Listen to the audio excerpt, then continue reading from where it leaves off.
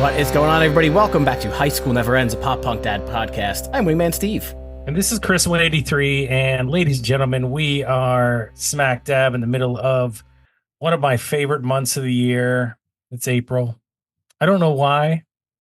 It's one of my favorite months of the year. It's kind of in the middle transition period where winter turns to spring for those of us in the Northeast where the seasons change. But I think more importantly, it's because of what we picked, Wingman Steve, for this month's theme, and that's Patron Picks April. It's a fun time for us here at High School Never Ends. Yeah, it's the unknown. We don't have any control over the topics, and that was squarely in the hands of our patrons, chosen at random. And so thank you to our patrons, Ashleigh, Punkish Dad, Sam, Nick, Tom, Jason. Thank you, guys. You can be a patron, too. Go to the thingamajigger and sign up. Absolutely. But as you called out their names, there were only a select few that were fortunate enough to be able to choose in April what it is they wanted us to talk about. And just a reminder for all of you guys, I'm going to do this on every show. They had the ability to get to pick anything they wanted for us to talk about. We could have talked about the game of pickleball. It didn't matter, right? Ooh, we could have talked about anything. I would have loved to talk about pickleball. It didn't matter. We could have actually, the choice could have been, hey, you guys need to fly to a central area where we all can play a board game like Fireball Island. I don't know, like pick one, right? And we could play it, but we didn't do that. That game is worth like hundreds and hundreds of dollars if you have it in mint condition. You know what? You know what really sickens me is my parents donated mine without telling me. We may have talked about this before. They freaking donated it. I was so mad. I mean, I get it, right? You got to get rid of stuff, but no, not Fireball. Anyway, so we gave the opportunity to our patrons to pick what they wanted us to talk about on these episodes. And this time around, this was a pick by one of our former multiple time guests on the show. And here with us tonight, Ashleigh, welcome back. Thanks for having me. Hey. So I'm going to call out what it is we're going to talk about, but then I want to know why you picked this one. So I'd also like to know why. And yes, when I say I mean we. I speak for the collective, but we're going back to REM. We're going back, and it's funny. I read a read up on REM, and they mentioned them and referenced them as a post-punk band, which is very interesting. Post-punk. I don't think I've ever read that before. That was in Spotify, Steve, if you want to read it for yourself. It was a write-up in Spotify about REM, but I know we already did an REM album with Jameson a while back. It was Automatic for the People, and that was an awesome episode. First REM episode we ever did, but for the second one, we're going to dive headfirst into the album Monster. So, Ashleigh, why Monster? Well, I think given so many potential options, I was really going to try to put my thinking cap on and do something really creative. And then I decided, no, I'm just going to do something that I know really well and that I know hasn't been done. And I also know that you, Chris, are a big REM fan. And I actually had forgotten to listen to the episode with Jameson back in October and scrolled back and remembered to give it a listen. And so this was sort of happening at the same time where I decided I'm going to do an album that I know really well. This was the album that introduced me to the band. I already knew about them and can talk more about how I got into them. But this was the first one that I ever bought myself, got from the mall, the CD store by the food court, not the other one, because there were two in the mall. And it was a CD store, but I got the cassette because it was 95. So it was spring of 95 when I bought it. And I know this one really well, and it's my favorite REM album. And so I'm just excited to talk about it with you. CDs were probably like $35 back then. They were. That was the early onset of the mass buying CDs, I think. Yeah, Yeah, in the I- big cases. I must have been knee deep in CDs at the time because I got this as a CD, and I had gotten, to be honest with you, I had gotten Automatic for the People on CD only, but Out of Time I think was a tape first. My dad was the one that bought that. That's where I got into it. I told that story in the last episode we did, but he had bought Out of Time on uh, on cassette, and that's where we listened to it in his car because his car had a cassette player, not a CD player, unfortunately at the time, which was high end at that time. It was high end to have that, but so I bought this album, and it's funny you say that, Ashleigh and Steve. We'll get to you in just a second. I want to, we can think about this too. And this was your first REM album that you really, like you said, like paid attention or got into, or however, like your first foray into what it is that REM was. And so for me, coming into it a couple albums earlier and expecting what I had heard to date, because if you go back and listen, Out of Time and Automatic are completely different albums, completely different than what Monster brought to the table. Monster was a departure, and I wasn't sure what to think about that when I got this album. It didn't sound like what it's not that it didn't sound like what I wanted. I just wasn't expecting it. I didn't know that they were going to do this, and it was shocking at first. And I'll talk about my reactions. But Steve, I know we got into a little bit of your REM experiences as a younger kid, if there were any at all. I can't remember specifically, but any history with this album? Not really, and yeah, I might be the wet blanket here on this episode because I don't come in as an REM fan by any means. I'll have some opinions and I'll be kind about them, but I definitely had like the Out of Time. That's the one with Losing My Religion. I had that, I'm pretty sure, on cassette, and I listened to it as a young youth. But after I kind of was done with that one, never really cared too much about REM. Like, the videos were on MTV most likely, and the songs were on the radio most likely. And I'm not like an REM hater or anything like that. Not like, damn this Michael Stipe. I'm not going to ever listen to, but I don't really have any need. I didn't listen to it as a kid, so I don't really have any like major nostalgia for it. So listening to this album like now, kind of for the first time, other than the few singles that I know, it might not be as easy as you guys who know it for a long time. I thought maybe this was an April Fool's joke and we were doing Awful April still, but I guess not. I know we confused everybody because we threw one Awful April episode in amidst the patron picks. But yeah, I don't have too much REM stuff, so I'm not the fan that you guys are. So I'll mostly sit back and let you guys chat, and I'll just throw in my hate, like that's here and that's there. okay. That's totally fine. This is a very unique album, and I also think, and why I felt like it was appropriate for talking about is that because I was in high school when I got this album, so high school never ends. I still love it. If I heard it for the first time now and I didn't know about REM, would I? I don't know. It's pretty weird. It's pretty weird. Sure. But like you, Chris, I know I remember you said in the episode on Automatic, you listened to the albums Out of Time and Automatic for the People and then worked backwards.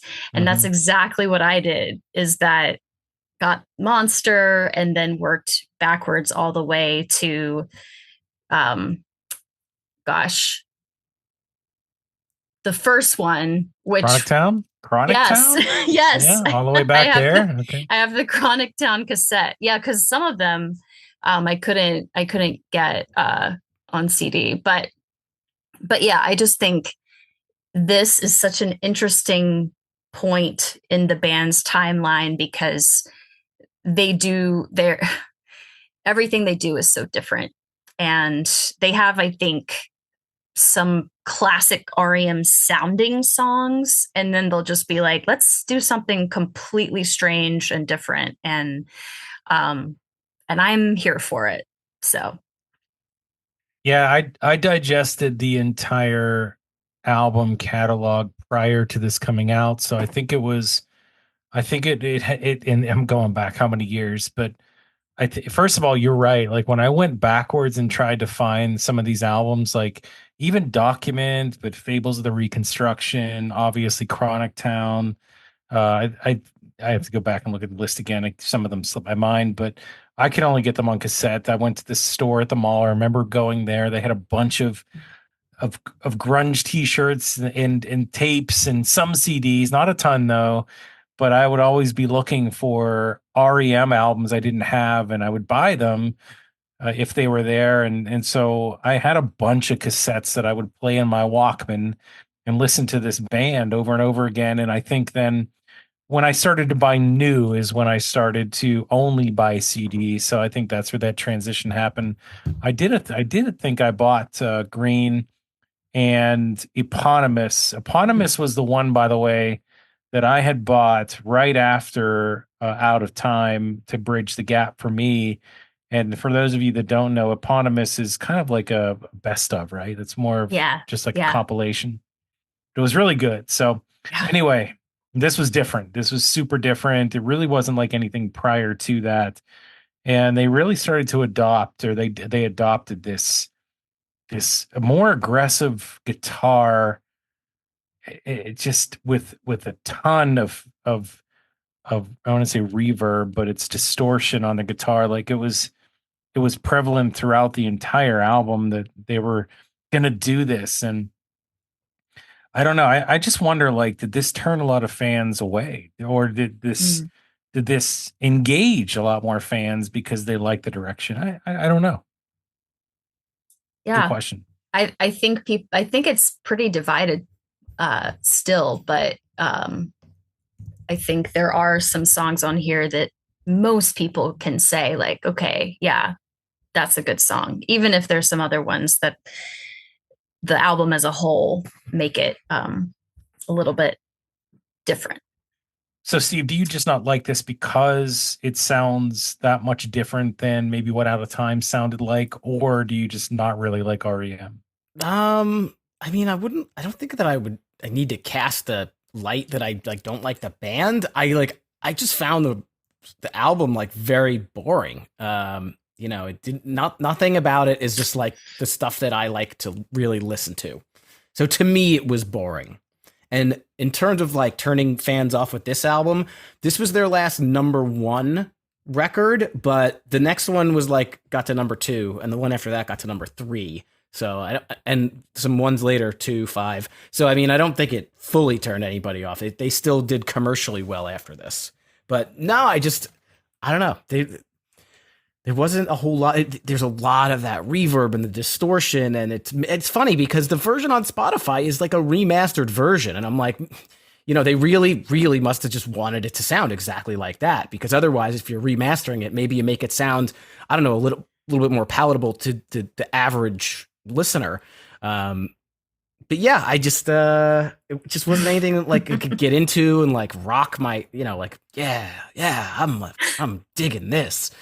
Just not really any of that. Yeah, no connection to it. That's fair. I get it. I get it. And I look back, and I will say it again in case you didn't listen to the last episode that we talked about REM, but this was the first time that I ever saw the band live was after this album had hit. It was the Monster Tour. And I remember going there with a friend of mine, and it was a big deal, and I bought a t-shirt and all that fun stuff. So, but yeah, that was 94, and that was 95-ish. Crazy. And this come out in 95 or 94? 94. Yeah. Okay. It was, yeah, it was rock's or alternative rock's biggest year, according to Rolling Stone. Yeah. So we can get into it. Any other stats or anything else like to kind of preface this run through song by song? Yeah, so it came out September 26th, 1994 on Warner Brothers Records. It was produced by Scott Litt and REM. Like I said, number one on the Billboard 200. It was certified 4 times platinum here in the United States. So almost 3 million records sold in the US, but 9 million worldwide. So these guys were very big at a time when music was selling, and this sold. Do you Yeah. think there's what's REM's biggest hit? What do you think their biggest hit is? Is it Losing My Religion or is it Man on the Moon or other? I think it's totally Losing My Religion. Yeah, I agree. Yeah. You don't think the movie behind Man on the Moon made a difference? I mean, it helped, but I still think Losing My Religion was bigger, Yeah. just in my opinion. I don't know if there's any fact behind that. Yeah, that song actually, Steve. I had to laugh at your.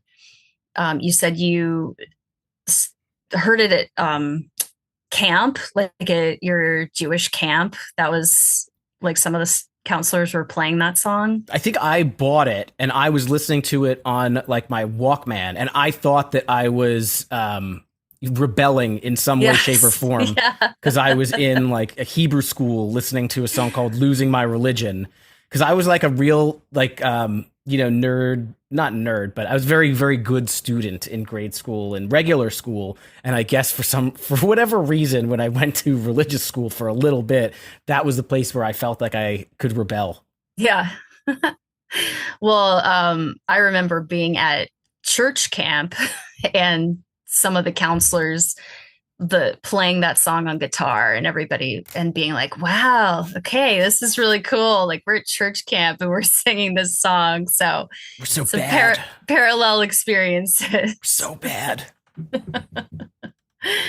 In reading some of the context on this album here from a couple different sources, it's interesting. We brought up the fact that we posed the question about whether or not this turned people away, but from what I'm reading, it looks like there were a lot of people that actually felt the other way because prior to this, they considered REM a band that couldn't rock out or didn't rock out as much, and they wanted to see more of that. And so they embraced this as, the show, basically displaying the ability for this band to do those things. So that's interesting to think about too, is, it was them showing everybody, hey, we can do this too in this way. So that said, you have to like that of this band. There's certain bands that do certain things really good. And I've had this conversation on the show before. Certain bands, Fall Out Boy, that go in the direction of just, I don't even know what direction they go in.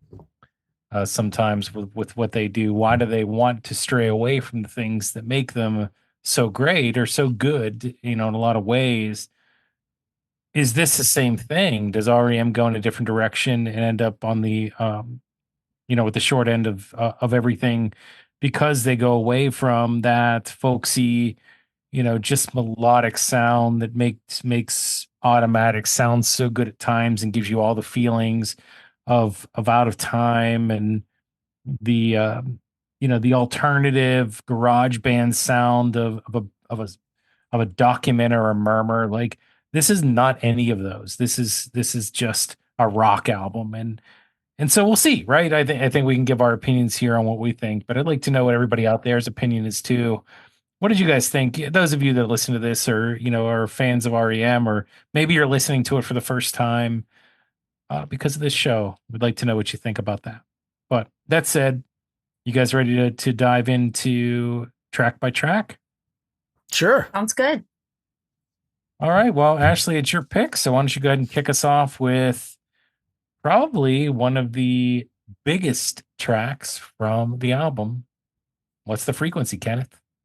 Yeah. So this was the first single, and I think speaking to what you were just saying about being a departure, I think that this is one of those examples that is maybe not as much of a departure as some other songs on the album. It's got that jangly guitar. Just the opening guitar chords are just so, they draw you in. You want to know what's next. And it's got these kind of like, I described it as like a wavy guitar tone. Um, Maybe it's the reverb there, but I like the way the guitar is layered there. Um, I think that this song, so the meaning behind this song, do either of you know about what's the frequency, Kenneth? Like what that line is from? I read about it, but you go ahead, tell the story. Okay. Yeah, I probably know about as much as you do, Steve, but Wikipedia is great. yeah. It didn't the information didn't come out for years until I don't know, fairly recently, within the last, gosh, 15 or 20 years now. But when the song came out, people had no idea what the frequency Kenneth meant. But it has to do with the incident that happened on a New York City street where a guy came up to uh, the newscaster Dan Rather walking down the street and like hit him over the head, and he kept mumbling, "Kenneth, what's the frequency?" Um, and I don't know why. It makes no sense at all. But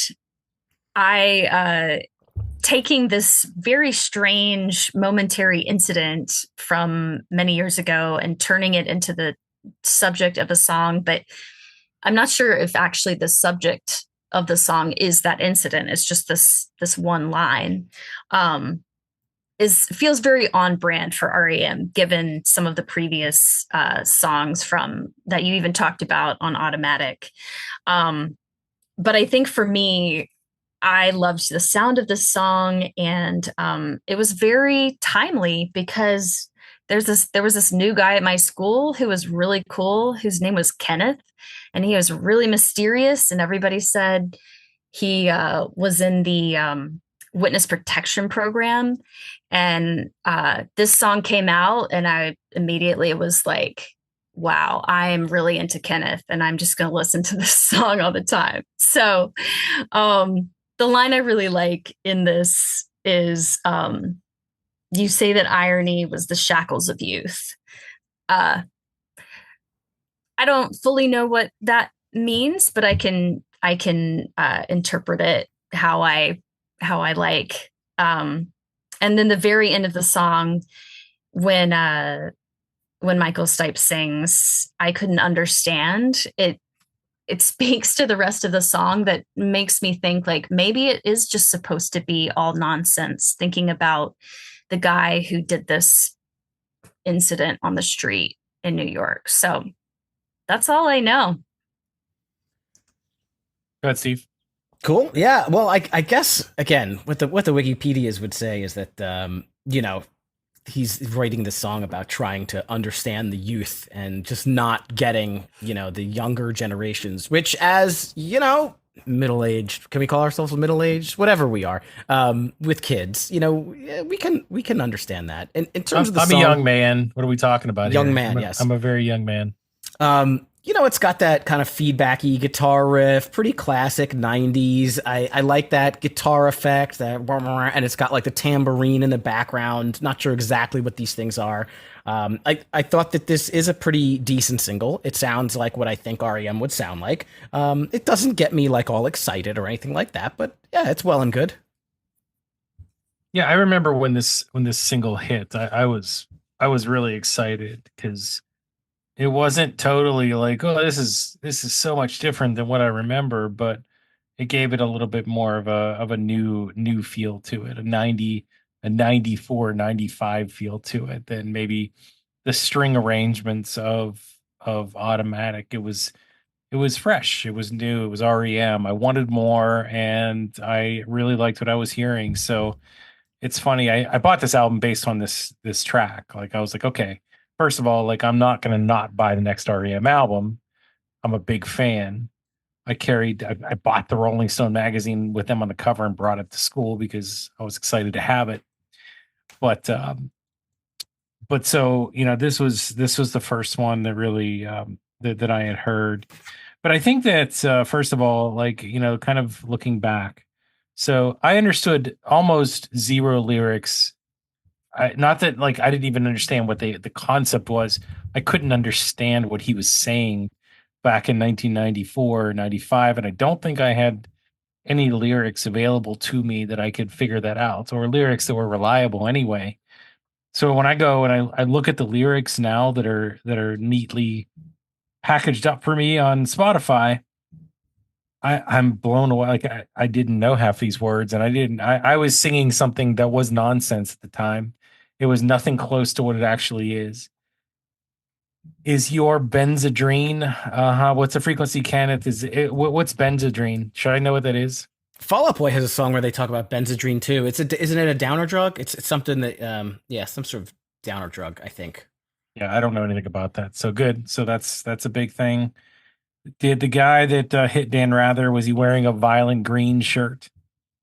Mm. Do we know? I don't know. He's dropping F bombs in the song. That's something I did hear, by the way, and I was like, did he say that? Yeah, he did. He did say that. Yeah. So I mean, there's a lot of lyrics in here that I just did not understand. That it's really cool nowadays to be able to go back and have that resource that can actually sing it right. But so lyrical confusion aside, I think that we talked about the transition from automatic to monster. That iconic riff to start off the song is really, I think, the best. It's one of the best parts. Just like it comes in and you hear that, and automatically it's what's the frequency, Kenneth? Like that's what I kind of associate with this album, is that riff that brings us into this song. And we've already kind of talked about it, but this song has that more aggressive guitar, even though again it doesn't hit you over the head with the change. It's still there. I think you still hear that transition with its song, and that distortion effect that rips through the entire album is very, very prevalent and evident in this track. It's not as pronounced as it is in some other songs on this album, but it's there. And I think that that is the clue. So that ties together a lot of songs on this album, and I think it gives it a real personality. I think it gives it an identity. Like you're going to hear that on this album in the majority of the songs. And the fun thing about it is, if they're gonna they have that reverb, they have that distortion, but what are they gonna put around it to make it interesting? That's why I like this album so much, is they do so many different things with that bass. They keep the bass, but they work around it, and it's really cool what they're able to do with some of the melodies and some of the song constructions, with that same thing still being a consistent. So big fan of What's the Frequency, Kenneth, but I don't even think it's the best song on the entire album. I think it's one of them, but it's not the best. So let's keep going, and we'll kind of go in that same round sequential order. Steve, do you want to kick this one off? Crush with Eyeliner? Crush with Eyeliner. What's a sad tomato, guys? Do your fruits and vegetables have they have feelings? I don't know. To me, this kind of sounded a little bit like a precursor to like Short Skirt Long Jacket. Chris, I know you love the band Cake, Oh my but God. she's a real woman child. I mean- She's a sad tomato. It was like Short Skirt Long Jacket mixed with something else that I just couldn't place when he's my crush with like I was just trying. I'm like, what is it? It sounds something that I can think. I couldn't think of it. Anyway, the riff in this one is very competitive, repetitive, and he does the thing where like the vocals kind of sound like he's like talking into a megaphone a little bit. Interesting choices there. I did read that the background vocals are the gentleman from Sonic Youth, whose name is Thurston Moore. So I thought that was cool. It gave a little bit of a different sound to some of those pieces there. Yeah, it was that was that. That was that. Okay. All right. Fine. I feel like sad tomato is probably a phrase that they used when Michael Stipe was much younger. The guy was born in what, 1960, maybe 1958, somewhere in that vicinity. So, we are not Am I way off on that, Ashleigh? I thought that was in weighing around. It's probably pretty close. He was a college student in 1980, so Yeah. yeah. Yeah, so maybe a little bit later than that, but ultimately probably just a phrase that gets lost in translation due to, the time frame. But other than that, like you think about a transition from What's the Frequency Kenneth into Crush with Eyeliner, they have that distorted riff that just transitions you perfectly into this song. I really like that kind of going, having that segue. The song itself, like I think it has a similar tempo to my ear, but this song's a little bit more abstract. It's less poppy. It's less poppy. It's just more monotone, but it's still catchy. So it's really cool how they're able to do that with a less melodic song, but still keep it super catchy in a lot of ways. Um, and like I just said, this song's all about building on that abstract distortion that kind of permeates the entirety of the track itself. And the sound on this track specifically, it brings me so far back into the 90s alternative vibe. Like this sounds like they're just immersed in what that sound is. So that said, like this is a decent track for me. It's a good follow-up second track. It's not my favorite for a lot of ways. It doesn't have that extra something in it that would make me say that I really enjoy this one. But I think it does a lot of cool things, and it's definitely a great transition piece. So, Ashleigh, what did you think? Yeah, I actually was also going to talk about the sad tomato because I feel like I perfectly understand what a sad tomato is. She's a sad tomato. That's me. This song is sung by me to me as a 15-year-old. So I just understood like, oh yeah, I'm a sad tomato. um, but this song really so first of all, this was the third single off of this album. So it did get played on the radio, but listening to it uh, and unlike What's the Frequency Kenneth, you can actually understand what these lyrics are. It's about infatuation. It's about trying to get somebody to understand you. There's longing. Why can't I make myself be faker to make her mine? And once I did not cross check any of these lyrics, these are all like things that I, as a teenager, thought they were. So I could be wrong. Um, but there are a few songs on this album that I felt were, and this is might be a controversial take, but could be emo because it's all about like wanting somebody and you just can't help make them understand you and you just that you're obsessed. So this this spoke to me very much. I wore eyeliner in high school and probably had a crush on some guy wearing eyeliner too. So I really like this song. So, do you think it's somebody talking about somebody else, or do you think it's a self-reflective thing? It was self-reflective to me. Um, I I don't know if it's somebody talking to somebody else. Michael Stipe, at least when this came out, or shortly after this came out, talked about his own bisexuality. So um, I don't know. It could be personal, or it could just be a story. Um, yeah. It's there's so many layers to these songs too that I did not get as a young guy. I did not get that. Like I would listen to this album at face value. And it's fun to go back and think about these things as an adult and things you didn't pick up then. So, do you find, Ashleigh, that some of this stuff did did you have revelations growing up as to what these lyrics probably meant, or did you get it right the first time? Oh gosh. I like I said, I purposely didn't go back and because it lives in my brain as when I first got it and how much of on a pedestal it was. So I kind of in some ways don't want to know.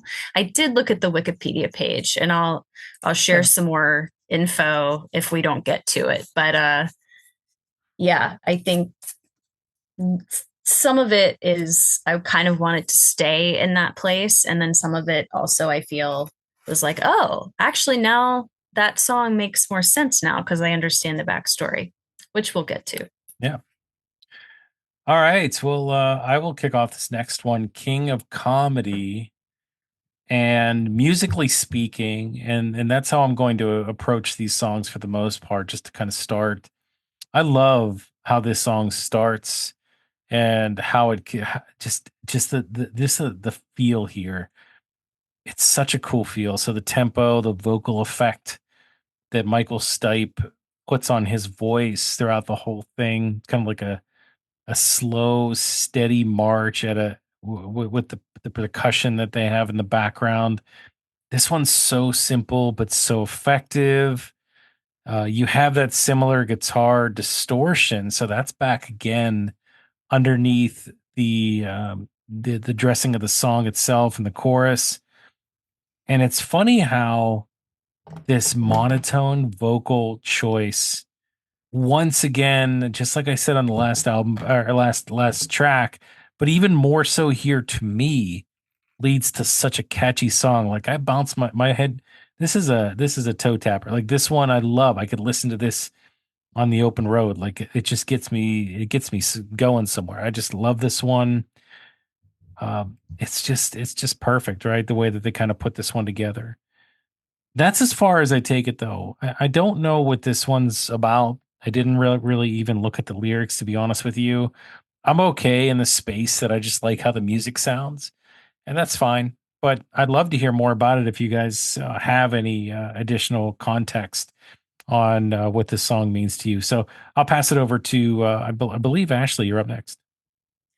Yeah, I don't have any insight other than this is one of those songs that I love it. I just love the feel of it. And I think this album as a whole, this song and many other songs, they just went in this really like artsy experimental direction that I think sometimes sometimes it works and sometimes it doesn't. I think for me, for the most part, it does work. Um, but same as like if we talk about like Fall Out Boy, it's I think it's just because they can because they're like, you know what, we've done these other things and people like it, and we're gonna take a risk. I think with this song, the his voice, he has such an incredible range. He can get super low and then he can go really high into falsetto. But the vocal distortion on this song, and he's in that really low range. I love the song starts out, you hear him breathe in, and I don't know. I always listen for it. Just hearing him breathe in, I don't know if that was on purpose or not. And then the female backing and layered vocals are just they really work on this song. So I really love this song. It's strange. I don't know what it's about. I still love it. I'm reading the lyrics, and I think it's pretty evident what it's about. But Steve, go ahead. I don't want to take the wind out of your sails if you were going to basically It's just say no. it. It seems like it's about kind of something big and important. I don't really know what it is. It seems to be like one of those like statement songs, like I'm saying something with my song. I don't really know exactly what it is, but I know that Michael Stipe kind of pops in with this like right said Fred like I'm too sexy voice, which is something that's that's something that and you mix that with this like electronic dance vibe kind of thing that this song has going on, and I just said to myself, I'm like, what situation are you in where you're like listening to this song? Like, I could see this as like the song that's on in the background when like it's like a cop show or something, and the cop is like like he's on the road or she's on the road, and they're driving like to a destination with like something to do, like with a goal in mind. But I mean, I don't think I would. I don't know when I would listen to this song. Chris, you listen to it on the open road. I do. I listen to it anytime. I like this one a lot. And but I appreciate you, Steve, Wingman Steve, for the way that you're approaching this album. I do. I do. I feel like you're a chip off the old block here with the way that sometimes I look at some of the albums you pick. So I appreciate that. Listen, I'm looking at what do you always say, blank slate. You know, I'll be honest I'll tell you when we move on to the next song. I'll kick that one off. But yeah, just didn't really understand. Like again, when you're listening to this album for years or months or whatever, and you're like growing up and like developing your personality, like it could definitely like mean something to you. But again, if you're listening to this at like 40 years old, and I'm like, I don't really get it so much. So I'm trying to grease the pig and give it a squeeze. Give it a squeeze. Yeah, I don't know if I'm going to get this right or not, but I think he's just saying, "Hey, everybody, go ahead and be successful. Like, make your money, however it is that you want to make it, right? But I'm not going to be successful just because you want me to be a certain thing. Like, I'm going to be successful because of who I am and what I want to do.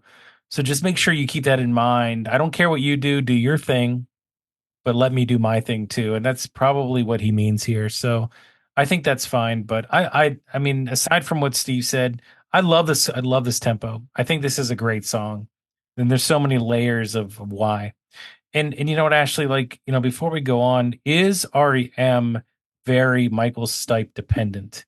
Do you think that this band does it start and stop with Michael Stipe's voice? Mm. Yeah, I do. But I also think that they have such they played together for so long. There's some certain guitar riffs, not so much on this album. Although there is one song that when we get to it, I'll say this is the song that you recognize. Oh, that's an REM riff from one of the other members, Mike Mills or Peter Buck. But when Bill Berry, who was the drummer, left the band for health reasons in the late 90s, early 2000s, late 90s, they kept making music, but it wasn't quite the same. And I think as a band, they decided, it's either all or nothing. And so I think while it is dependent on Michael Stipe, they all kind of decided together, we did this thing without our drummer for a while. They didn't replace him. They replaced him with a drum machine. So, yeah. So I think it's once you've played together for so long, Michael Stipe is the face, but the rest of them have a pretty big say too. Gotcha. That's fair. All right. Moving on. I don't sleep. I dream. Well, I was gonna say, like, I remember I said I don't dream, so I cannot do this one first. You have to. Yeah. I forgot about that for a second. Yeah, this song is just very slow and droning, and I don't know. I just find his like voice and the vibe of this music, like this one was just really a slog for me. And again, trying to like look up like what do people like about this, and there's a lot of people on the internet and fans. They think this is like a sexy song, like this is like that type of jam, and I'm like, I don't get that. I don't know if you guys get that. I had a hard time with this one. What'd you guys think? Go ahead, Ashley. Well, the sexy song part is making me think of the he says, "I'll settle for a cup of coffee, but you know what I really need." Maybe that's the part that they're calling the sexy song. I never thought of it that way. I don't know if it was the lyrics or just the vibe. Like, like yeah. Jimmy Eat World Night Drive. Like, I think of that as like a sexy song, and some people Oh, have yeah. like what they think of as a sexy song. This wasn't it for me, but I think some people thought that. Very interesting. I like this song. It starts with those sort of like slow jungle drums, but it I like how the same riff carries through the whole song, which is like a lot of songs on this album. There's like a very distinct riff that each song has that gets repeated through each song. I This isn't one of my favorite ones on the album, but I don't mind it. I like it when he says, "Don't tell me my dreams are fake." I really like that part. So I don't have a lot else to say about this one. Yeah, for some reason they left the lyrics out on Spotify, so I can't read the lyrics. I don't know what they are. I could probably look them up, but there are websites that have those things. This is just easier for me to look them here because it's with the music and everything, so it's very convenient. This is a very simple yet abstract arrangement in a song, so I can see where it would turn some people off because you really have to immerse yourself in it in order to enjoy. This isn't a face value song at all because of that abstract nature of it. You can get lost in it. It can sound chaotic or just weird. And so, when I first heard the song, I wasn't a fan. I usually would skip this one. I just couldn't get into it. I just couldn't figure out, why I would be into a song like this. It didn't have the tempo I wanted. It didn't really have the melody I wanted. But, I think that in giving it more time, you get you get a little bit more immersed in the sequencing of what they're trying to do, like the riffs and that that simple intro with the guitar, and then you have that reverb, or you still have the distortion throughout. There's so many different layers here. Again, like I said earlier, that work together so well and very creative in a lot of ways. So, look, I mean, it's not for everybody. It's definitely not my favorite song on the album, but I think there's a lot of merits here that could grow on you with time, and that's kind of where I'm at on that one. I don't know what the words are, though. You can look them up and find them. Yeah, I don't know. I don't feel like it. Can you write them out for me and then send them to me via mail? Via snail mail? Yeah, I can do that for you. Yeah, just regular mail. All right, I guess it's up. Is it my time or it's up to me, right? Star 69. So, ladies and gentlemen, this is a dated reference, unless it's a reference for other stuff. But Star 69 is no longer a thing, I don't think. Have you tried this on your cellular device these days? Does it work? I think it still works. I think you can make your thing private. I don't really have a lot of reason to try it, but I believe it still works. Oh, so that means you're showing your age, because this does not mean privacy. Star 69 was that's when calling you find back out the number. Who. What's the other one? I don't remember, but I know what you're talking about. There's one where it makes your number private. This is when you can see who called you last. Okay. Now, would it call back the number that just called you, or would it recite the number that just called you? I think it just calls it. Calls the number. Yeah. Yeah. So if someone called you and hung up and you star 69 them, it just rings them and you don't know who it is. They're just like, hello. And you're like, hello, I star 69. Did you ever do that? I think so. Yeah. Didn't star 69 cost like $1.50 or something? Probably. I didn't pay. I don't know. I probably only did it one time because it probably freaked me out. So, could you imagine, like, if you did that and it was like, like it was like a weird voice like that, like Michael Stipe in King of Comedy voice. Hey, it's Michael Stipe. How's it going? Hey. All right. Yeah, so it's a dated reference. So obviously there's probably a lot of people today that don't understand what this means. That's okay, because we do. I think the production on this track is pretty great. got that echoey effect on the vocals, like kind of like doing a round with your own voice, but it's a bit more echoey than just a round. So it's a really cool effect that I think carries the song. I have no idea what he's saying here, though. Like, good luck if you don't have a lyric sheet trying to understand what it is the lyrics are saying, other than Star 69, because most of it's inaudible. I think that might be by design. I think you're just supposed to enjoy the song, not necessarily the words. But I think the melody here is just okay. Definitely a pick me up song, nice tempo, but can't connect as much with this one because I just did not like the melody. I don't know if there's really anything else that I could pick from this that I didn't like. It's just that, and I think that's a pretty big part of the song, but that's where I'm at. So, what did you guys think? I'll go next. At least this one is like fun and upbeat, like from the very beginning. Like they're not all like this, and I think that I was grasping something that I would enjoy, and I like this one. I think that I was like looking at the lyrics, so I didn't have like that time where I had no idea what he was talking about, but. Like the second line in the song, he says, "What you've done is ignoramus 103." I kind of like that, where it's like, it's not 101 basic. It's not even 102. This is like advanced level ignoramus or ignoramus, however he says it. I liked, I guess can't understand what he's saying, but it's like these overlapping things that he's doing with the lines. I thought that was pretty fun. A lot of these songs don't necessarily have like straight up choruses. This one does. I thought that the drums and the guitar are cool.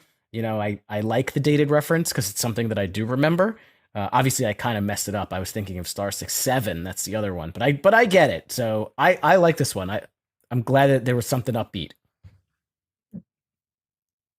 Yeah, it actually reminded me a lot of the song Orange Crush, which is on Green, which is another upbeat, fun song, at least in sound. And so I do like the melody in this one. And I think that the way he layers the vocals make it really like chaotic and frenetic. So I like the energy that it brings, especially compared to some of the other songs on this album. I think Orange Crush is so much better. I agree. I think Orange Crush is better. It's like the little brother to Orange Crush. Okay. Yeah. Makes sense. So then, can I pose the question: is Strange Currencies the little brother to Everybody Hurts? Because right in the beginning, like it really kind of sounds just like Everybody Hurts, like right up front. I'll keep it kind of short for me on this one. The chorus is pretty short, but it's very memorable. But other than that, the verses are like a slow country-esque kind of snooze fest. So I didn't, other than like the chorus and then just kind of being reminded a little bit of Everybody Hurts, I couldn't take away too much from this one. Tell me what you guys have, Ashleigh. Oh, God. I love this song. I really love this song. And I have not, I know that the show The Bear, which is really big, I have not seen it. Have you seen it, Chris? I haven't, but I know exactly what you're talking about. I've seen that show. Is this in there? This is in it. It's like had kind of a rebirth. The song had a rebirth with the show, which I need to watch the show to really understand. But it's a good show. But I've always loved this song many years before The Bear. I think that it once again, as a teenage girl, and I'm listening to these lyrics about like, I don't know why you're so mean to me when I call on the phone. Fool might be my middle name. It just felt very, very biographical, very romantic, but in this, once again, in that sort of like the way that I felt like this was also kind of an emo song, also with his delivery here, where he's like these words, "You will be mine." And I sang that to myself about, gosh, whoever guy I was thinking about at the time. Was that guy ever mine? No. But the song remains and the emotions remain. And I love that it's like this waltzy, romantic tune. I think it's just great. Wow, I don't know if I can follow. I can't follow that. This You is have too to. much. This You is. have to. I'm never going after you ever again. I'm always going to go before what you have to say. This is a masterpiece to me. Like this song is just simply amazing. I think it's not Everybody Hurts Part 2. It's its own thing, but it's as powerful in a lot of ways as that song. This brings you back. Like you think about what it is that you really loved about previous albums from REM. And yes, they had heavier guitars in previous tracks on this album, but so how do you take that sound and mash it up with something that is familiar, and you get strange currencies in a lot of ways?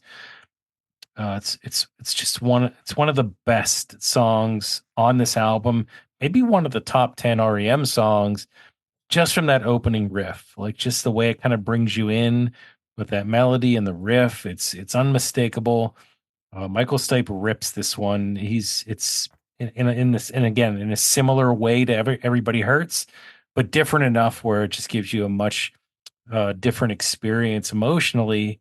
I was the similar person to you, Ashley, in high school, where I would sing this to feelings about those that potentially would never be mine. And I'll be open about that. Sometimes it just didn't happen, right? And this was the perfect song to kind of fall back to, knowing that that was the case. So really cool there from an emotional standpoint.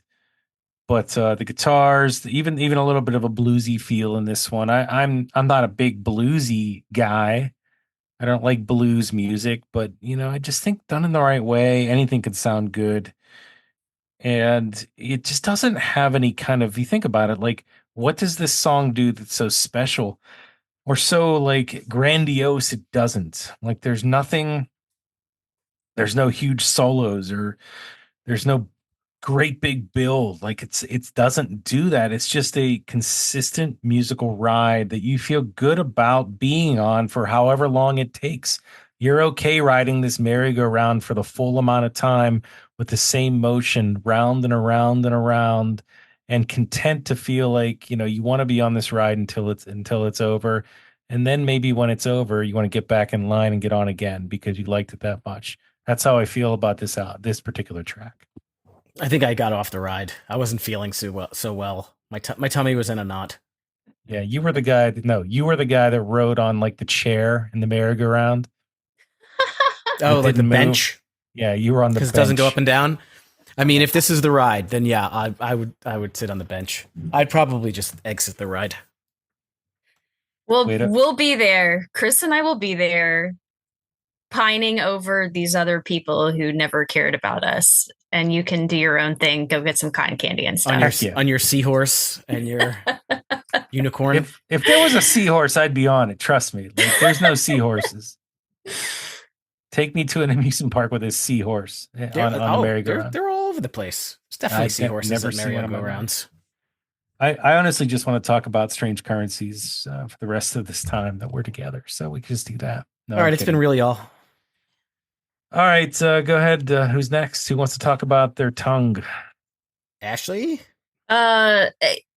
Yeah. So this is a strange little song.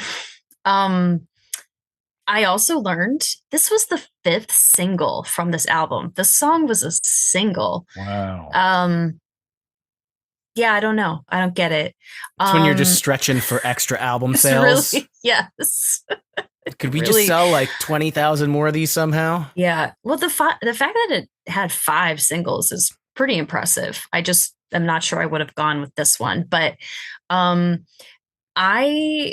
this one does have like a little bit of the instrumental REM style riffing. If I can read my notes here, I like the last third of the song when most of the instruments drop out. That's cool. Otherwise, I would kind of fast forward through this one on my cassette. That's Steve? equal to a skip. Yep. That's brave. I mean, go ahead, Steve. You go next. Me? Yeah. Yeah, I mean, there's piano in this one. Is it a little vaudevillian? Can I use that word? That's one of my favorite words. Or is it more like a church organ, or both? Sure. Yeah, I don't know. I don't know what's going on in this song. I don't know what the fuck he's talking about. Ugly girls know their fate. Anybody can get laid. The main line, please just let me be. Please just leave me be. I kind of felt like that's how I would leave this one. Yeah, I think I don't know. Like, I don't want to say what I think he's talking about here, but I toss that makeup painted face, box those poems, chocolate cake, scratch that name on the record player. Please just leave me be. Don't let it. I mean, is he talking about dating? Is he talking about? I don't know. I don't care. Like, yeah, I didn't enjoy this one as much. I think I'm with everybody here in that it's fine, but it's hey, we talked about the fact that he goes into that falsetto. He has a great range. This is a demonstration of what that could sound like. I just don't know if there's enough here for me to get interested in this tune. I just don't know. Never really into this one. Keep it Never going. changed. I know you like the Never next one. never changed. But yeah, the next one, Bang and Blame. So this was a single, if I remember correctly. I don't know where it kind of sat in the singles. Ashley, which single was this? Yeah, it was second. I wrote it all down. So Yeah. Yeah, that's what I thought. I know this was a big hit in a lot of ways, but the song, it follows a lot of the same patterns. It brings back that distorted guitar reverb. Bass is retar, which is the reverb guitar, but it's distorted guitar reverb basis.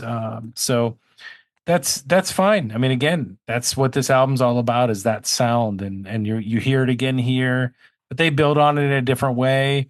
This song is built around that bang bang bang, blame blame blame, like that simple, just reciting of that same word over and over again.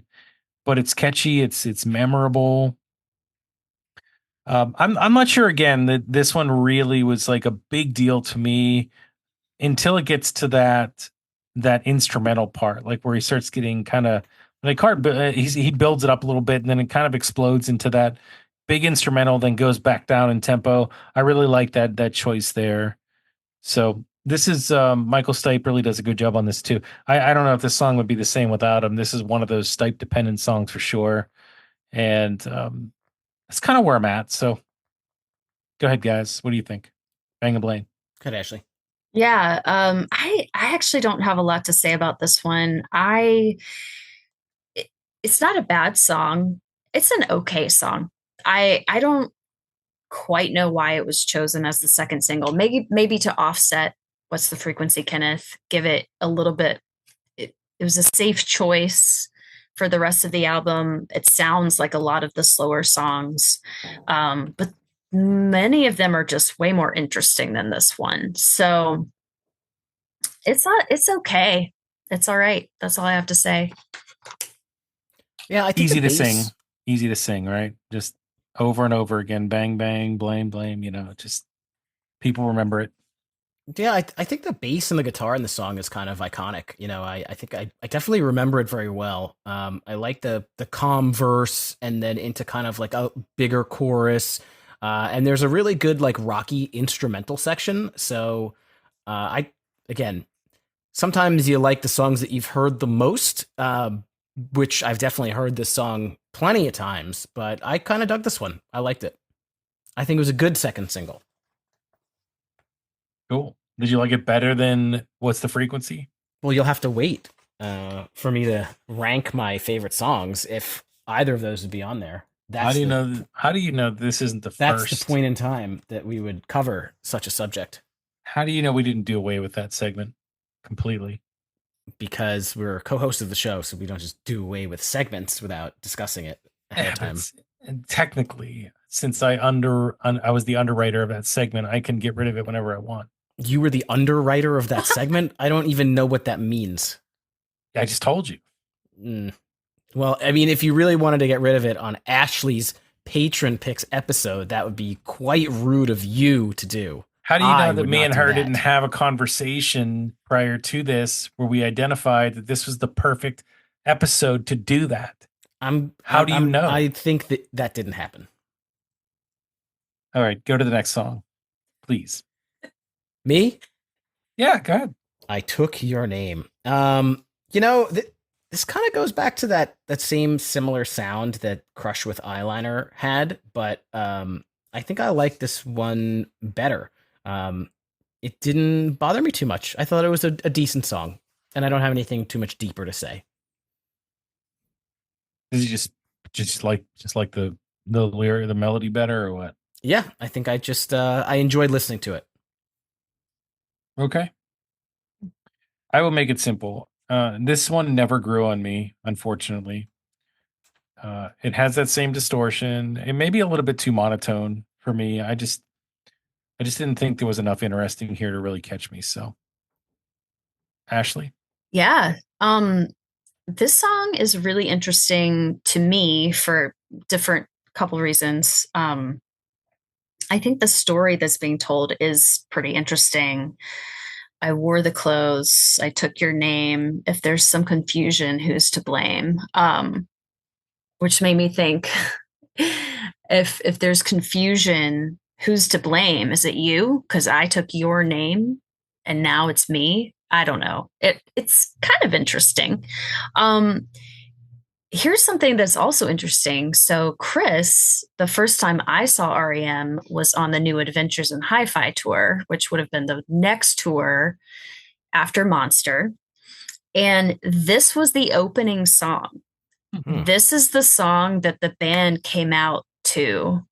And it was very strange. And I think the whole show, I wrote about it and in my journal, and I was reading back that it was fun, but where I was sitting, like the seats weren't great. It was with a bunch of adults around us who were just sitting and not dancing, and it wasn't as fun as it could be. But this being the opening song on for a rock band felt very, very much like kind of a downer.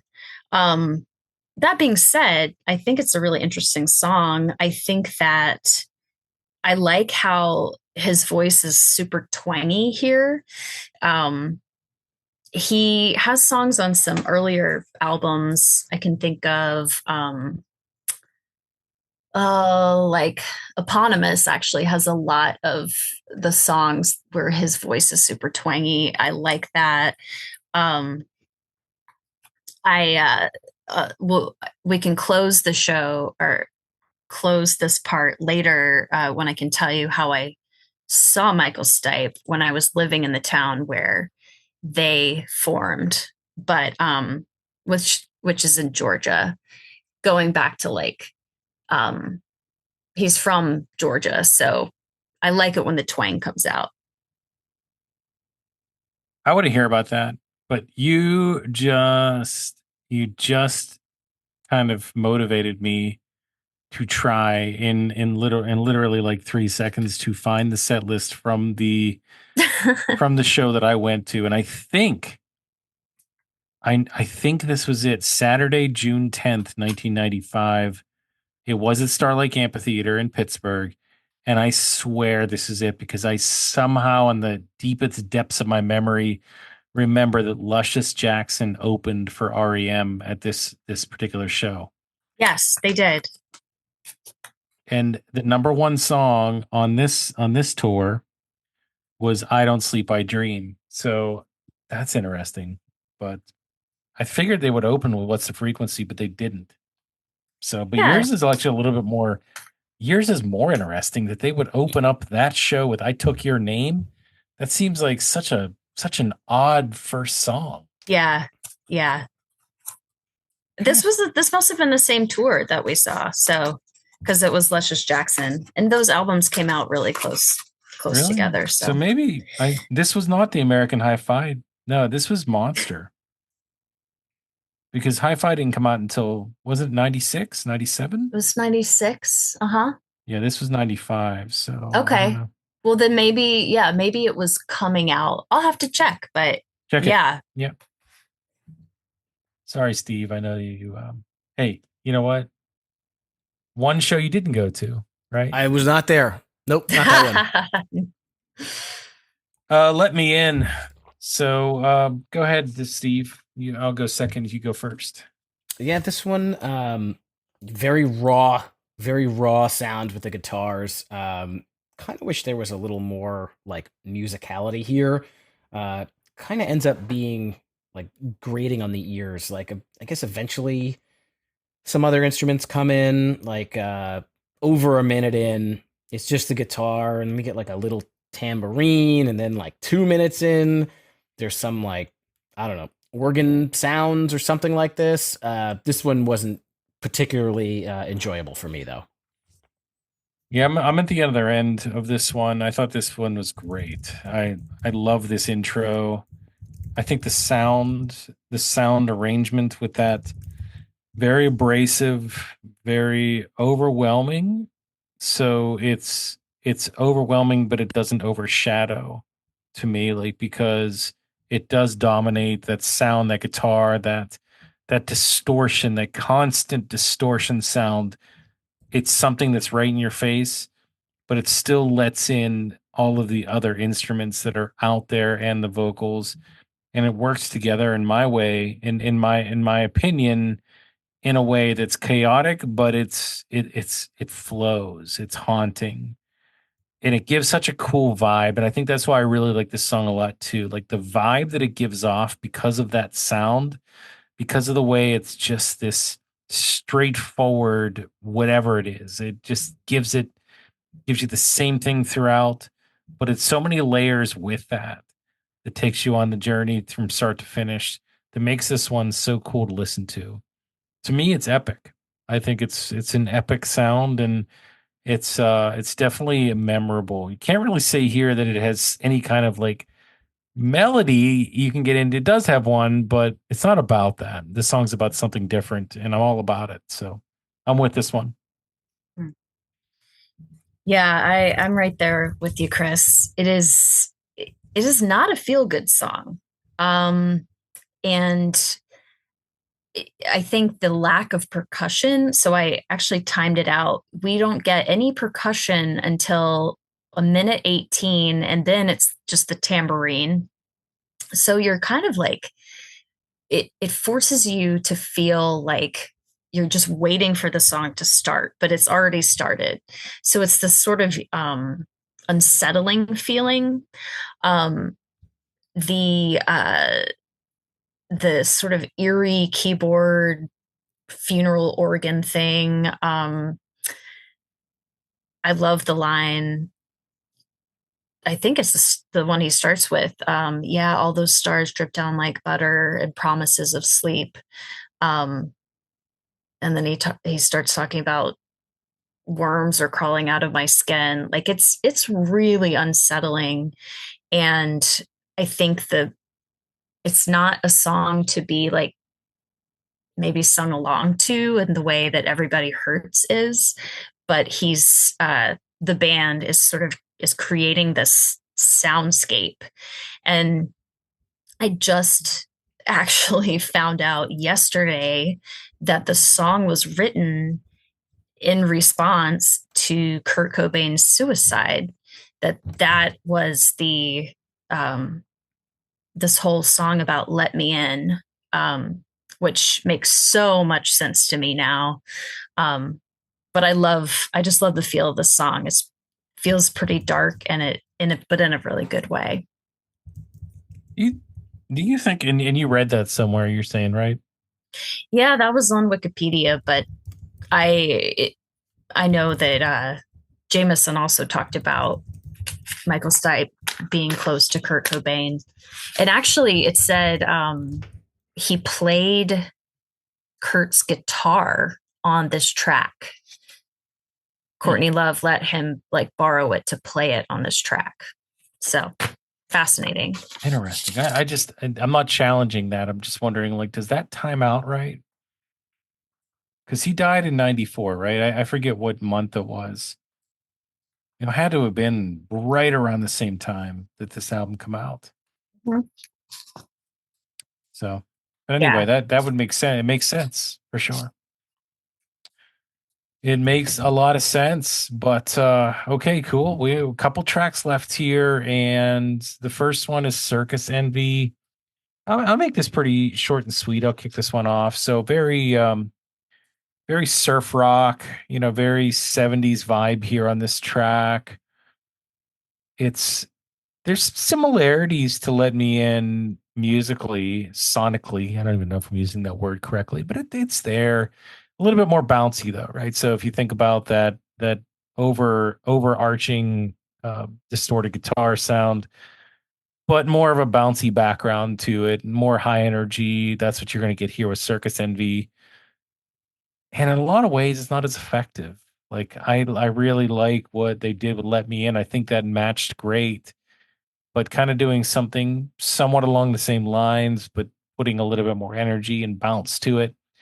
I don't know if I liked it as much. I think it was a fine song. I'd like the vibe. I like that 70s surf rock vibe in a lot of ways, but I just at this point in the album, there were just so many big hitters. This wasn't one of them, and it just didn't keep me. So, what did you guys think about Circus Envy? Good, Ashley. I guess I didn't think of it as closely compared to Let Me In. To me, it's more like maybe like one of the songs earlier on the album, kind of like King of Comedy, where a story's being told. But I think it's a nice break between Let Me In and the final song.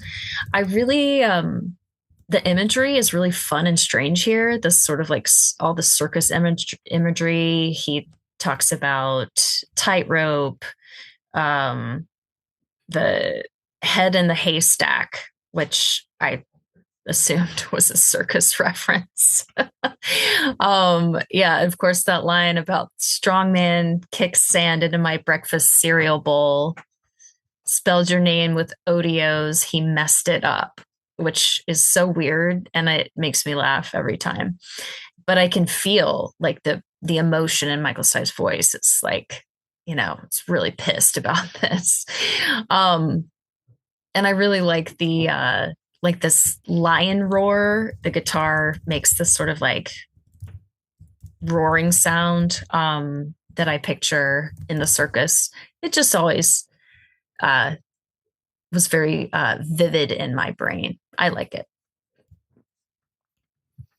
And this was the one to me where I was like, they remastered this album, and it still kind of sounds like that. So I guess that's what they were going for. Like I did like the guitars and the sound for this one, but I just feel like the guitars and all the feedback just drown out the vocals way too much. Like similar to kind of like what Stone Temple Pilots does sometimes. So yeah, it was okay. Middle of the road for me. Nothing too crazy. All right, well, go ahead and finish it up with you, whoever you are. I guess Steve, go ahead. Yeah, this ends with you. This one's got like that Middle Eastern kind of guitar sound to it. This little diddly doo doo kind of thing going on. I should have done that in an Andy Bernard voice. It's another one that's just a little bit too feedbacky for me to really enjoy that much. But I guess you guys probably liked it. If you don't like feedback, you're not going to like this album. That tracks. Yeah. Ashleigh, how about this track? Yeah, I love this one. I think it's a great closer. It's once again so strange, really haunting. This one, I feel like this one and Let Me In are very close. but also the same kind of feelings as in Crush with Eyeliner. Like I Want You Like the Movies, I Love You Madly, I Want You Like a Pisces Rising. Um, I know that's a fish, and I imagine a fish swimming slowly to the tempo. I don't really know if it just paints a really great picture. But the best part of it really is it proceeds slowly, but it builds and builds. And then at the very end, towards the end, it peaks into this almost like scream of a song. And I think it's really effective. And I really, really like the ominous, but you're waiting for that ending. I think is really satisfying. Again, I don't know why I go after you. It's ridiculous. It's a losing battle. But it's another song that is perfect for 15, 16-year-old me, at that point in time, whether or not, again, you have somebody that you're dating at the time or not, or somebody you're pining for. This is a great song either way. It talks about, how you want to be with that person, how you are with that person, if that's the case. It fits either way. Tons of stuff to kind of connect to from an emotional standpoint. Musically, I don't think I need to reiterate what Ashleigh said. You hit on a lot of the same points I had here. I think it is a great way to kind of wrap up the album now. Like it's a strange album. It's creative. It's bold. They go in a different direction. There's a lot of things they do weird here. But look, this is an all-time great band. They know how to do that. They know how to take these directions and to take things into a different direction and make it sound good. They don't hit it out of the park every single time, but even the ones that they don't hit out of the park, there's so many good things you could say about them. So to me, it's a bow on what is a overall just great album that I think for a lot of people that never really gave it a chance because it wasn't their REM.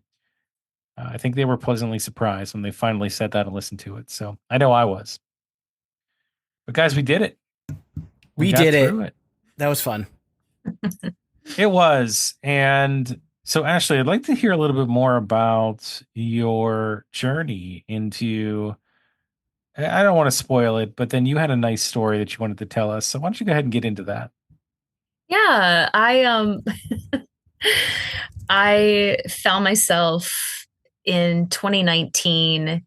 My family moved to Athens, Georgia, where REM began. And I can tell you, it was April 5th, 1980, when they played their first show.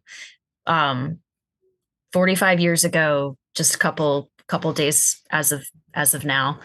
And they played their first show in this church, and the church is gone, but the steeple is still there. And so you can kind of like moving to this town that I had visited before, but never thought I would live there. Um, the place where one of my favorite bands of all time began, and really they shaped the musical landscape. It's still going really strong there because of the groundwork that REM and the B-52s and other lesser known bands laid back in the early 80s. But a lot of the town is just really indebted to their influence. So it was really cool to be able to like go to a coffee shop and there are pictures of Michael Stipe on the wall, and go to these places that are pictured on their albums, like the trestle that was on the back of their first album. I got to see it and be there before it was demolished and rebuilt, but it's not the same one as before. And so it was February 2020 when I was just driving and saw these guys walking down the street, and one of them was Michael Stipe just walking around. He still has a house there. And so I turned around and stealthily took a picture from behind. So he didn't see me. I was told like I am not supposed to do that. Like let him just be who he is. He didn't know. And if you see the picture, you might not even be able to tell that that is the back of Michael Stipe's head. Who said that you're not allowed to like take a picture of him or say hello? Is that just like his lore? That is the like. Don't look Michael in the eyes. No, it's like be cool. Like you live here now too. Like we're all cool with this, mega celebrity in our midst. So yeah, but it was really, really awesome that I only lived there for a year, ended up moving during the pandemic, but very, very special that in my short time there that I did actually get to see Michael Stipe. That's like a month before pandemic. Yeah, it was weeks. It was weeks before. So people weren't walking around outside as much, at least in that neighborhood. Was he with the rest of REM when he was walking around out there? No. They don't walk around together. They don't live in the same house. No, they don't. But they did reunite about a month ago at the 40 Watt Club, which is the little club there. And there's a guy named Michael Shannon, who is an actor who you have probably seen. I know that guy. Yeah. Boardwalk Empire and. Yeah. That intense looking guy is a huge REM fan. And he and some other musicians, a guy named Jason Narducci and some other musicians are playing every REM album and going on tour. And the band actually reunited and sang a song with them. But it's sort of this weird like full circle thing of like, well, not full circle, Second Life thing where like there's a famous actor who loves your music so much that he is like taking his own band on the road and singing these songs. And people are going. I'd love to go. Michael Shannon, who was that in Boardwalk Empire? It's been a long time since I've watched that show, but I don't even remember. It's also been a long time. Is he the villain? Was he a cop that turned bad? Like I'd have to see. The older dude. If you Googled his name, he's in like a million things. Oh, is that the guy from Superman? Yes, I think so. Yeah, he was a bad guy in one of the many Supermans, right? Yeah, okay, I know who that is. Yeah, okay. That's him. Yes. Yeah. That guy, really? Yeah, that guy. I know. He plays in a band? He loves REM. Oh wow. Okay. Well, speaking of loving REM, now we're gonna play a game that we like to call Rankin'. Actually, before we play Rankin' It, I got a quick setlist game. This isn't the official setlist game. This is a bootleg setlist game, Steve. But I just want you guys to guess. I'm taking a closer look at the show I was at the Coca-Cola Star Lake Amphitheater. It's no longer called that. In Burgettstown, Pennsylvania. There was a lot of tracks played. I look at the set list, 25 songs that they played. How many songs, remember this was the Monster Tour, how many songs off of Monster, you don't have to say what they were, but how many songs were played in this 25 song set list? I will give you one guess. Whoever gets closest without going over wins. I'll say 6. Considering that you guys both named 2 of the less popular songs, said that they played them, I'm going to go 6. So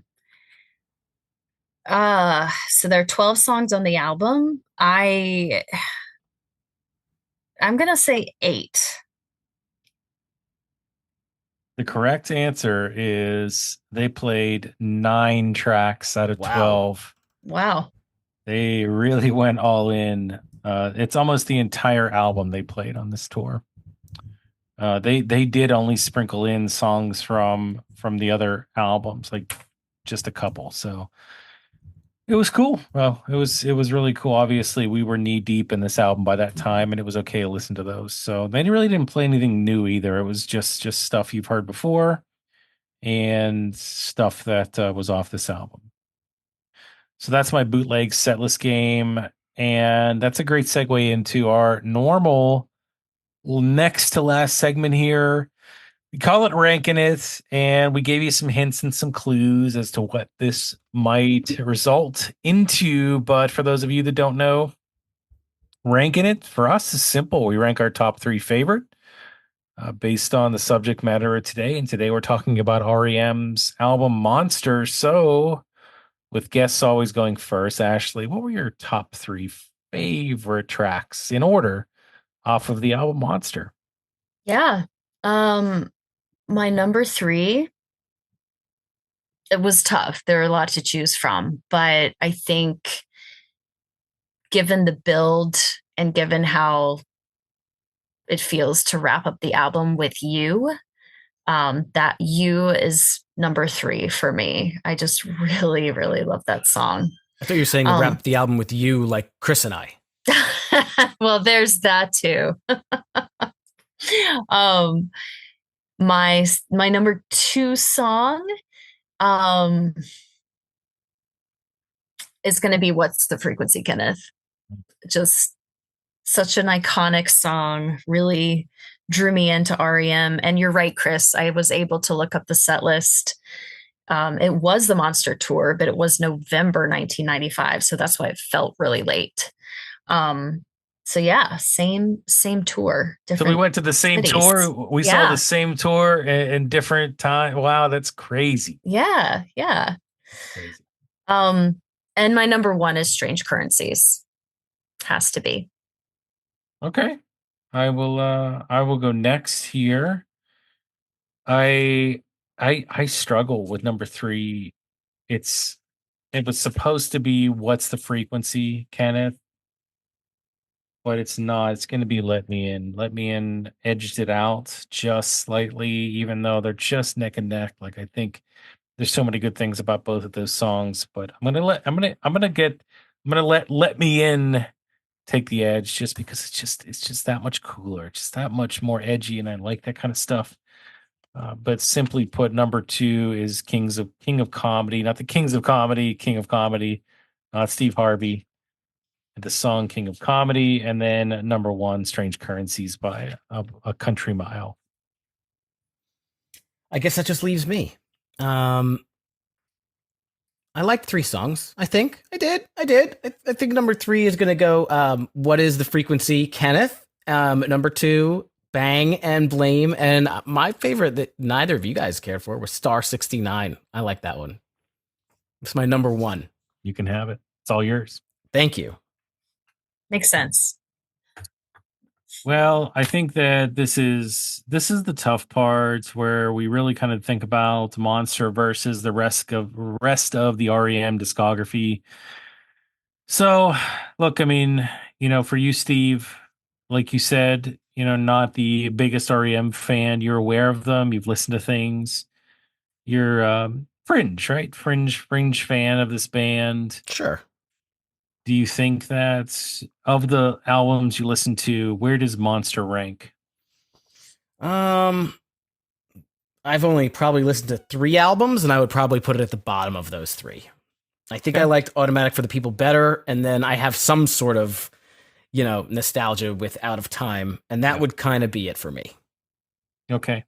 No, you didn't feel very rebellious listening to this album, did you? As you did Losing Your Religion. Okay. Not really. I lost my religion, so it's all done. Fair.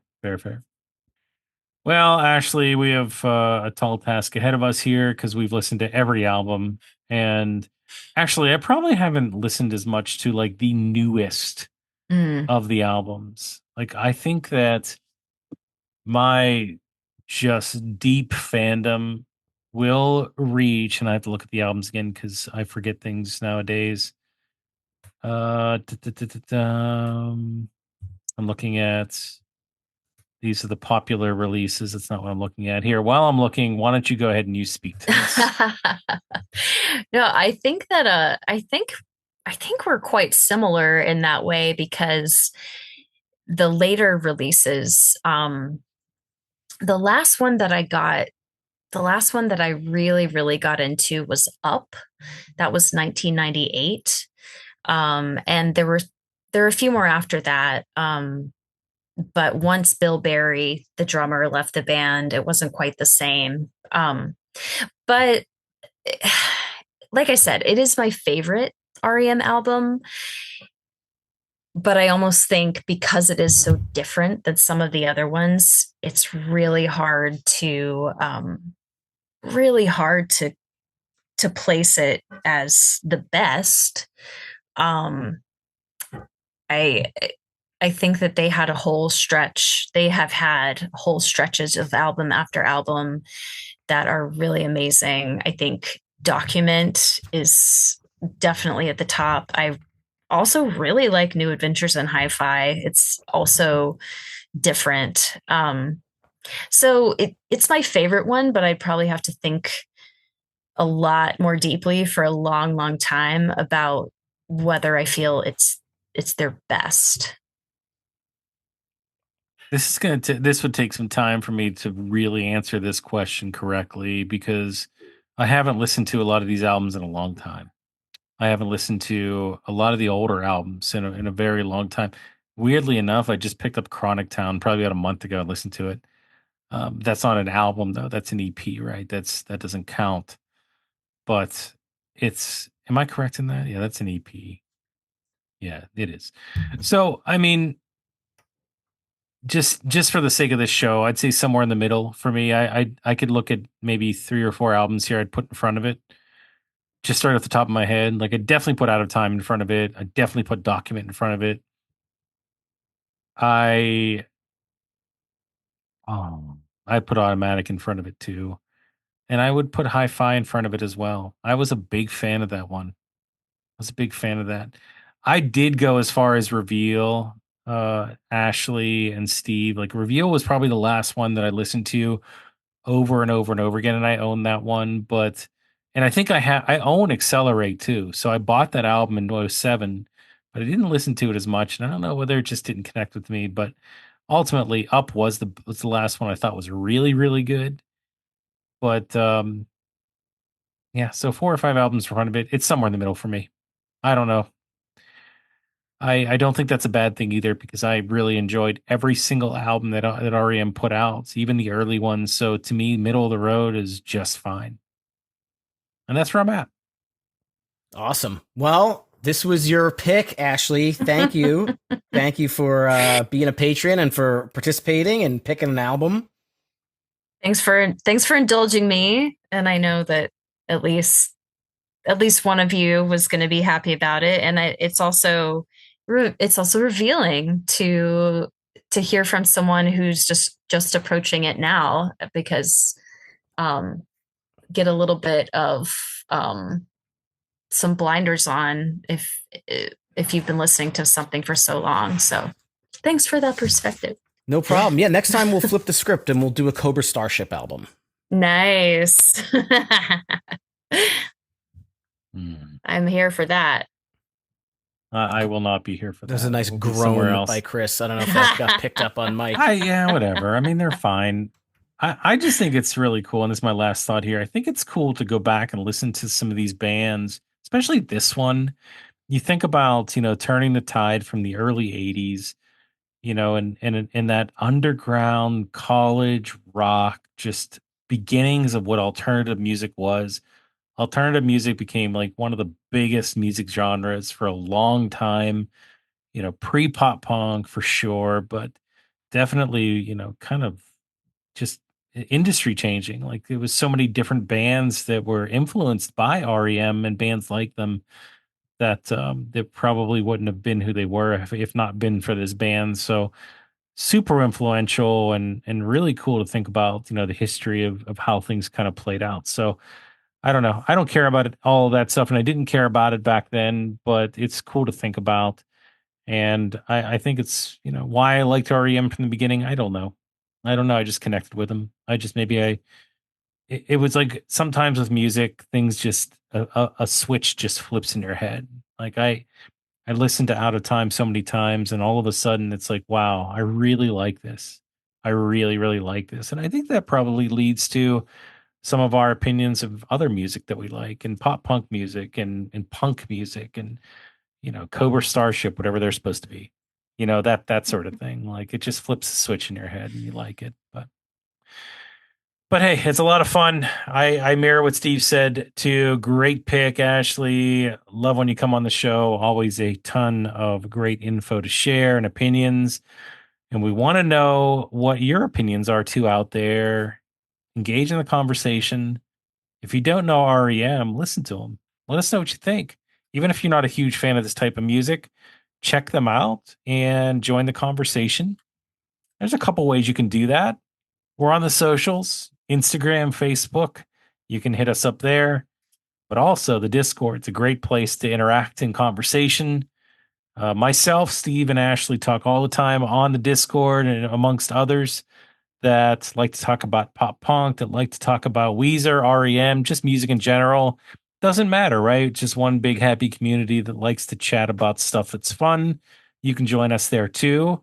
And any of those socials, find it via our hub. That's www.hsnepod.com. That's www.hsnepod.com. Yep. And please give us a 5-star rating on whatever platform you're listening to. You can write a review on Apple, and you can reply to each episode in Spotify. Check out our shop at hsnepod.com. And if you want to maybe pick an episode later, join our Patreon. It's patreon.com/HSNEpod. Our Patron Picks April will continue next week with a new episode. Till then, keep on rocking your dad bods, throw up your rock hands, and blast pop punk.